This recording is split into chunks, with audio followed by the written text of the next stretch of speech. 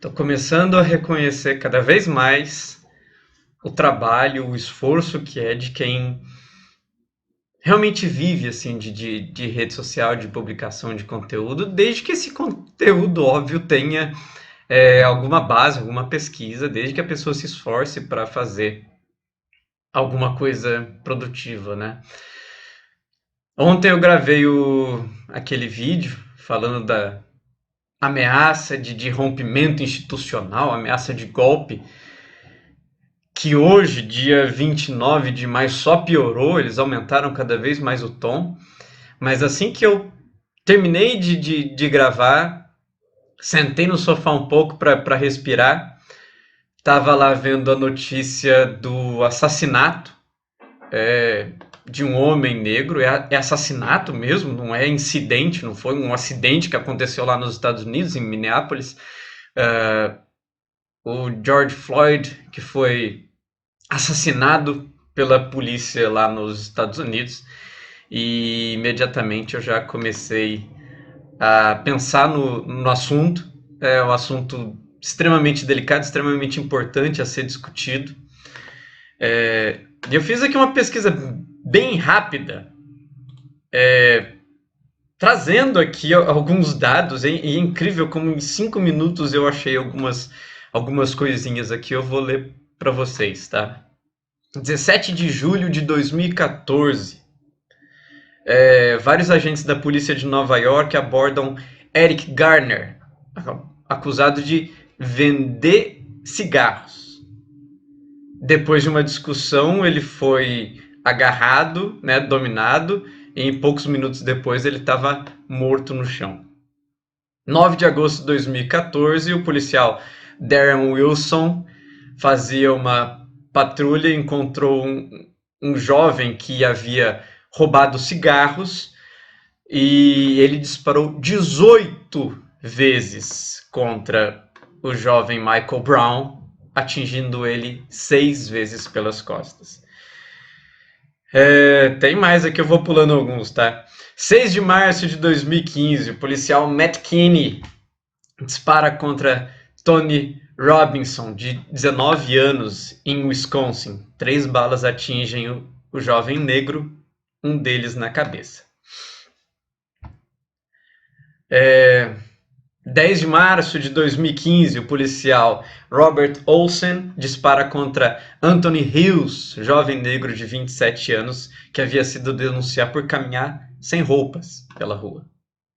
Então, se você anda pelado pela rua, a pena é morte, né?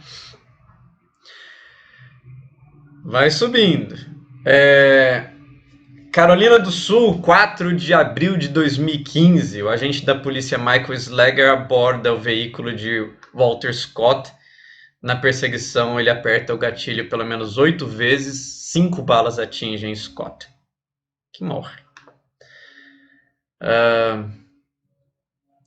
Fred Gay, 19 de abril de 2015, já estava em custódia da polícia, já estava preso e foi executado a tiros. 5 de julho de 2016, Alton Sterling, homem negro de 37 anos, vendia CDs diante de um supermercado. Ele foi dominado, estava caído no chão e foi executado a tiros. 6 de julho de 2016, Minnesota. Phelan Castile, negro de 32 anos, foi parado na estrada porque estava com o farol do carro danificado.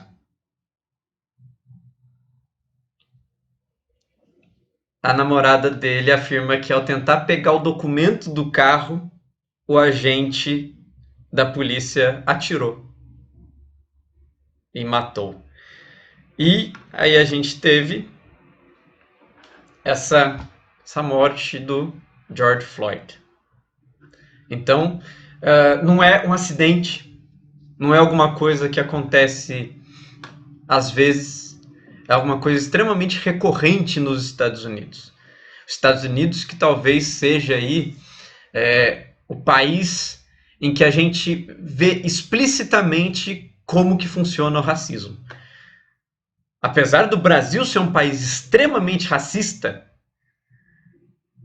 a construção social dos Estados Unidos é um pouquinho diferente, porque nos Estados Unidos a população negra é minoria. A população negra nos Estados Unidos corresponde a 12% da população total. Mas quando a gente olha para a população carcerária negra dos Estados Unidos, ela passa de 40%. É porque o negro é mais violento? É porque o negro está mais suscetível à vida do crime? Né? O que acontece nos Estados Unidos? Tem alguma ligação com o Brasil? E se a gente fizer um paralelo aqui para o Brasil? O que a gente encontra? Que dados são esses? A gente tem alguns dados alarmantes aqui. Por exemplo, a cada 23 minutos, um jovem negro é assassinado no Brasil. A cada 23 minutos. E quando a gente fala jovem, assim, muita gente imagina, mas é o cara lá na favela, é traficante. Cauê Vitor, 11 anos, 10 de maio de 2019, foi baleado por policiais no bairro do Bangu, zona oeste do Rio de Janeiro. Cauê Ribeiro, 12 anos, 11 de setembro de 2019, favela da Chica, zona norte do Rio de Janeiro. Estava subindo a favela com um amigo quando foi baleado na cabeça por policiais. Agatha Félix, 20 de setembro de 2019, foi atingida nas costas dentro de uma Kombi no complexo do Alemão por disparos da polícia militar. E agora, aqui 10 dias atrás, João Pedro Matos Pinto, 14 anos, foi morto dentro de casa, tiro por trás, foi assassinado pela polícia na favela do Salgueiro, em São Gonçalo, região metropolitana do Rio de Janeiro. É porque a população negra é mais suscetível à violência? Cuidado, gente, não podemos cair em qualquer tipo de dados como esses, tá? Quando a gente fala, né, lá da população negra dos Estados Unidos, que um pouco mais de 40% dela é a população carcerária, aqui no Brasil, esse número é ainda maior. Entre os presos, dados aqui do IBGE, entre os presos, 61% são pretos ou pardos.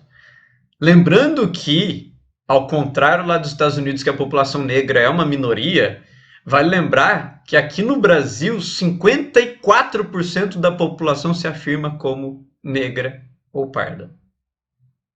Então, ela é a maioria da população, ela é a grande maioria da população carcerária, né?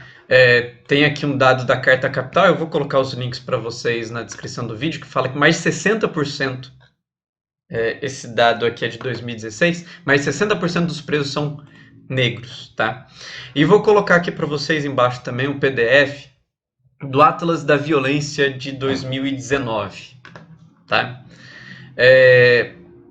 Que não coloca só, então, que a população negra é a mais violenta, como ela também é que sofre a maior parte da violência. A população negra é a população brasileira que mais morre. Quando a gente fala da população jovem negra, então, é aquele dado que a gente viu, né, que a cada 23 minutos tem alguém morrendo. Né? Quando a gente olha que a taxa de homicídios de negros corresponde a 43%. Beleza? 75% das vítimas de homicídio no Brasil de 2017 eram negras. Ou seja, a cada 4 mortes, 3 são da população negra, tá? Vou colocar para vocês esses dados aqui também, beleza? Quando a gente fala das mulheres, das vítimas de feminicídio no Brasil, 66% das vítimas de feminicídio no Brasil eram mulheres negras. 66%. E se você está pensando que talvez a solução para isso seja armar a população, fique sabendo também que mais de 72%, ou seja, quase que 3/4 do caso, as vítimas de homicídio foram vítimas de armas de fogo. Quase 3/4 dos homicídios acontecidos no Brasil foram vítimas de armas de fogo. Armar a população é solução para quem? É solução ou é lobby das empresas de arma de um governo genocida que está por aí? Sabe qual acaba sendo a grande diferença que existe do racismo dos Estados Unidos para o nosso aqui no Brasil? Que o nosso racismo, ele acabou sendo uma coisa naturalizada na nossa sociedade. É normal você ver a notícia e ver lá que jovem negro morreu. É normal, é um número. É normal, desde sempre. Ninguém liga para vidas negras que são perdidas por aí. Inclusive a mídia, ela trata de forma diferente os casos de violência que incluem os jovens negros. Quantas vezes a gente não vê lá a manchete ou a chamada do jornal, e quando o crime é cometido por um jovem negro, pobre, coloca lá assaltante, traficante, bandido, assassino. Então se taxa as populações dessa forma. Mas se você é branco, de classe média alta, aí você não pode taxar dessa forma. Aí a manchete traz: estudante universitário é preso com drogas. Jovens de classe média são presos. Não é bandido, não é assassino. Se você é branco, jovem, de classe média alta, você pode pôr fogo e índio na rua, matar mendigo na rua, que ninguém vai te chamar de assassino, de genocida. Agora, se você é jovem negro e está saindo para comemorar o primeiro salário de um amigo seu, que está empregado, está trabalhando, e vocês decidem sair para comer um lanche, tem o risco de, no meio do caminho, o carro que vocês estão ser fuzilado com mais de 50 tiros. Se você é político branco, você pode não fazer merda nenhuma por 30 anos, fazer alusão à ditadura, à tortura, a assassinato, que no máximo você vai ser promovido. Agora, se você é vereadora negra e luta contra a violência, aí você vai ser assassinada junto com o seu motorista e vai passar 500 dias e ninguém vai saber ainda quem é que mandou te matar. A gente tem um paralelo histórico entre o Brasil e os Estados Unidos muito importante. Que os dois países primeiro fizeram sua independência e mantiveram a mão de obra negra escrava, ou seja, mantiveram a população negra sujeita àquele tipo de tratamento como se fosse um objeto, como se fosse uma coisa, que a vida deles não tem valor, porque é como se fosse a vida de um animal da fazenda. E anos depois é que se acabou com a escravidão no Brasil e nos Estados Unidos. Tá? Nos Estados Unidos, inclusive, teve a guerra civil provocada lá pelo fim da escravidão. Né? E não se enganem quem acha, né, que os interesses da parte norte dos Estados Unidos que defendia o fim da escravidão é porque eles estavam, ai, tadinhos, eles já sofreram tantos, né, coitados dessas pessoas negras. Não, Interesses econômicos. A mesma coisa aqui no Brasil. A gente não acaba com a escravidão pensando, né, que a população negra já havia trabalhado demais em quase 4 séculos de maus tratos. Interesses econômicos ingleses nos pressionando aqui no Brasil. Né? Mas aí o que acontece? O que é interessante? Quando se acaba a escravidão nos Estados Unidos, se cria uma emenda na Constituição considerando que a população carcerária pode ser forçada a trabalhar. E aí a gente entende um pouco por que aquela minoria da população dos Estados Unidos, que é de 12% da população negra, representa quase metade da população carcerária. Porque eles vão continuar sendo forçados a trabalhar. Aqui no Brasil a gente tem o paralelo. A gente tem a Lei de Terras de 1850.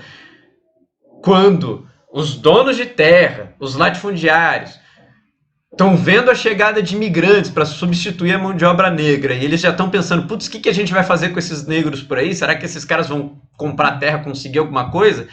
Cria-se a Lei de Terras, que impede, dificulta, impossibilita que essa população mais pobre tenha acesso a qualquer coisa no Brasil, que ela continue excluída, que ela continue fora.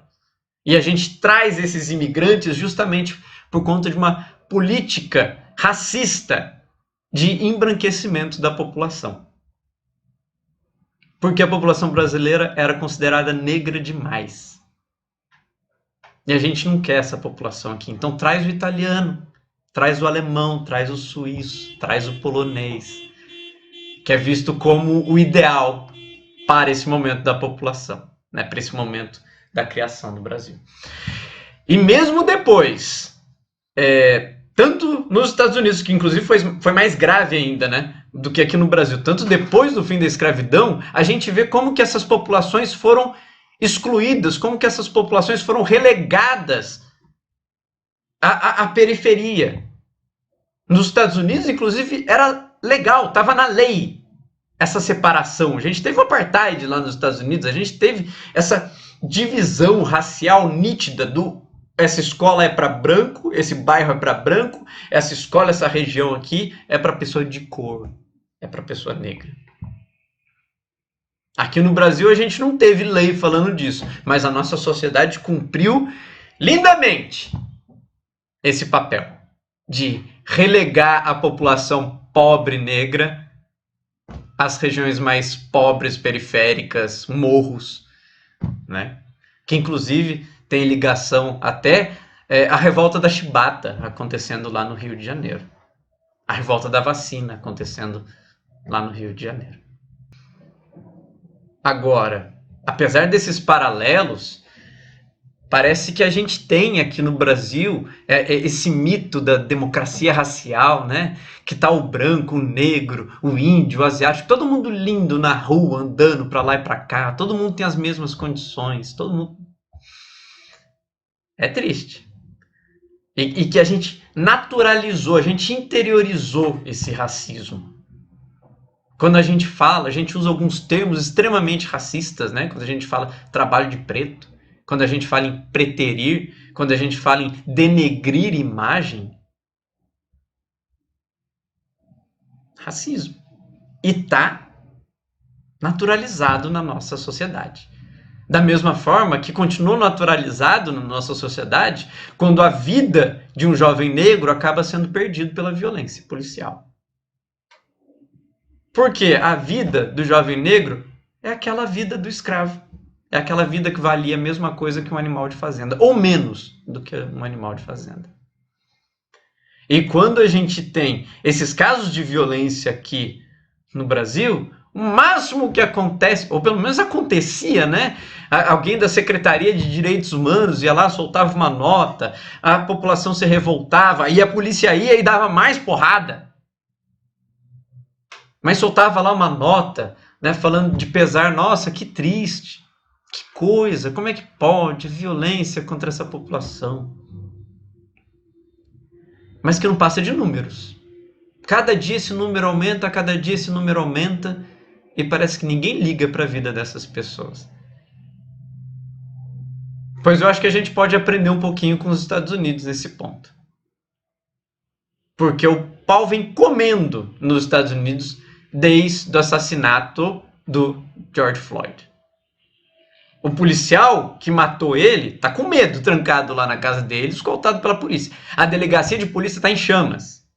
A cidade está parada. Isso aconteceu agora, isso aconteceu lá atrás também. Uma coisa bastante triste é que desde aquela morte em 2014 do Eric Garner, né, que foi imobilizado no chão e acabou morrendo, e essa morte agora do George Floyd é a frase I can't breathe. Eu não consigo respirar. Nos dois casos, eles não reagiram. Nos dois casos, eles estavam tranquilos. Nos dois casos, eles pediram: por favor, eu não consigo respirar. E eles foram mortos. Da mesma forma que os nossos jovens negros continuam aqui. Da mesma forma que tantos João Pedros, da mesma forma que tantas Ágatas, da mesma forma que tantos Cauês não conseguem respirar. Da mesma forma que, desde que eu comecei a gravar esse vídeo, um jovem negro foi assassinado. Então eu vou deixar aqui para vocês, no final desse vídeo, uma consolaçãozinha. Vídeo pesado, desculpa. Mas que são as imagens da delegacia lá de Minnesota em chamas. Chega de notinha de pesar. Vamos ficar como exemplo. Tchau, gente.